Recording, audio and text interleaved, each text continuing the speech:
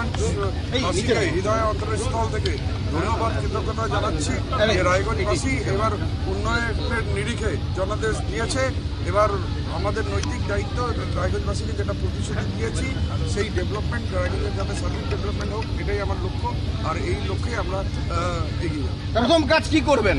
যেমন রায়গঞ্জের মেন প্রাথমিকতা দিয়ে আছে, যেমন রায়গঞ্জ পাশের রোড কানেক্টিভিটি আমি বলেছিলাম 90% কাজ হয়ে গেছে, 10% পেন্ডিং আছে।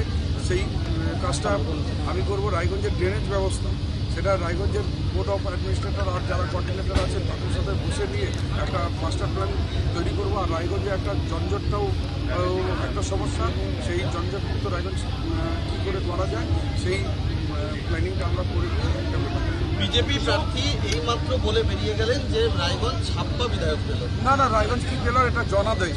বিজেপি যে হারে সেই ধরনের কুচ্ছা রটাবে। আজকে 1.5 লাখের বেশি ভোটে হেরেছেন, না লজ্জা লাগে?